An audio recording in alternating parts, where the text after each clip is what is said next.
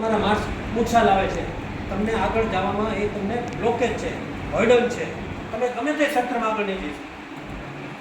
Yes no બોલો, તમે મારી હારે રહ્યો, જોશથી બોલો કે તમારી હાજરી અહીંયા, તમારી હાજરી ફિઝિકલ બોડી તો અહીંયા છે જ, પણ તમારું મન છે બીજે ભટકે, બીજા વિચારો આવે છે, એ વિચારો બંધ કરો, અહીંયા હાજરી રહો. ભલે તમને વિચાર આવે, તમારા વિચાર બીજે વયા જશે, બીજા વિચારો ચડી જશો તમે, પણ તમે પાછા અહીંયા આવી ઝડપથી. ઓકે, તો આ બે વચ્ચે ડિફરન્સ શું છે? શું કામ ઓછા માર્ક આવે? કેટલાના 100 આવે, કેટલાના 100 તો બહુ ઓછા જોઈએ છે, 99 જોઈએ છે. મારી 2 છોકરીઓ છે, દીકરા દીકરી, 95 ઉપર માર્ક હોય, નો ક્લાસ નો કાંઈ. તો એનું એક કારણ, એક રીઝન એ છે કે દરેક ઈશ્વરે આપણે માઇન્ડ આપ્યા છે, મગજ આપ્યા છે કે નહીં? Yes no? યસ. હવે અવાજ હવે તમે અહીંયા છો.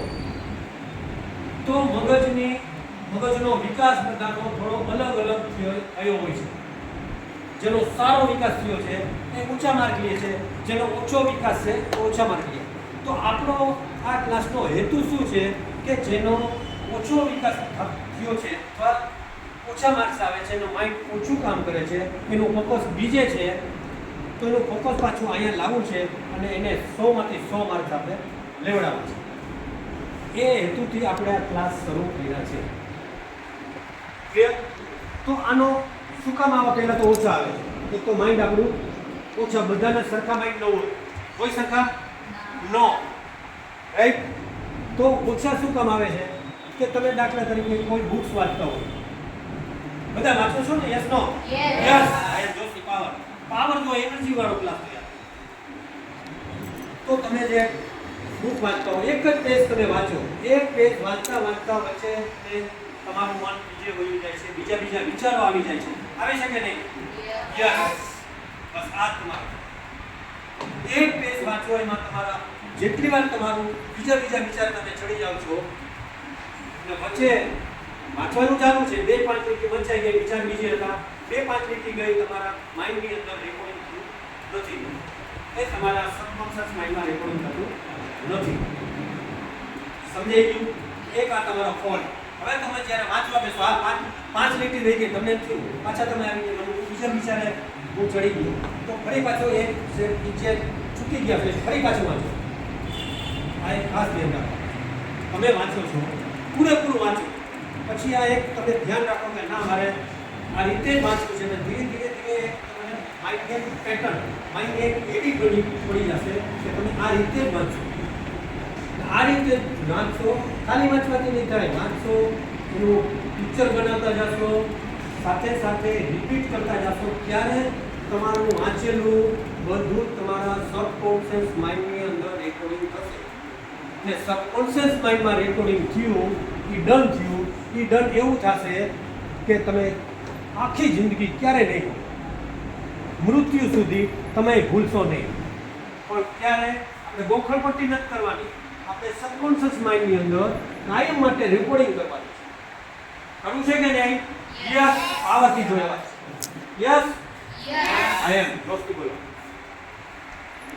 નંબર 1. નંબર 2 કે ટીચર જ્યારે તમને શીખવાડતા, તમારા વીક પોઈન્ટ કહું છું, છે ને weak point? Yes no? Yes. No હોય તો કે ના પાડજો. ટીચર જ્યારે તમે પીરિયડ લેતા હોય ક્લાસની અંદર, તમને જે શીખવતા હોય છે, એનું લેક્ચર ચાલુ હોય છે, એ લેક્ચર દરમિયાન તમને બીજા વિચારો આવે છે. Yes no? યસ. જેટલી વાર તમને બીજા વિચાર આવશે એટલું લેક્ચર તમારા માઇન્ડની અંદર રેકોર્ડિંગ થતું નથી.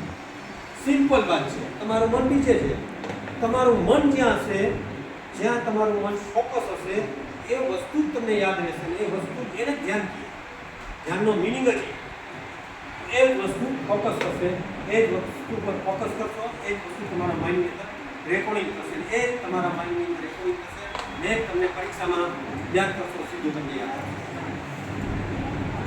આપણે ખાલી કોન્શિયસલી અત્યારે તમે જે સાંભળી રહ્યા છો, મારો અવાજ સાંભળી રહ્યા છો, તમારું કોન્શિયસ માઇન્ડ ચાલુ છે, પણ કોન્શિયસ માઇન્ડ ફક્ત માહિતી મેળવે છે. શું કરે છે? વાંચેલું એટલે તમે માહિતી મેળવી, દાખલો કર્યો માહિતી મેળવી, આજુબાજુ બધું માહિતી મેળવો છો તમે 5 ઇન્દ્રિયો દ્વારા, પણ રેકોર્ડિંગ કરવું એ અલગ વસ્તુ છે. એ માટે જ આપણે દર રવિવારે ક્લાસ શરૂ કરેલો છે કે તમને એ સબકોન્શિયસ માઇન્ડમાં તમારું આ બધું જ રેકોર્ડિંગ થાય અને રેકોર્ડિંગ થઈ જાય પછી તમે પણ એ બદલવા માંગશો તો બદલશે નહીં. એક કાંઈક ડાયલોગ છે પિક્ચરનો સલમાન ખાનનો કે જબ મેં કમી પેક કરતા હું ફિર ભી મેં ફેર ભી નહીં શકતા. પછી તમે બદલવા માંગશો તો નહીં બદલાય. અંદર ડર થઈ ગયું ફિનિશ. ડર થઈ ગયું તમારે ડૉક્ટર બોલવું છે કે એન્જિનિયર XYZ.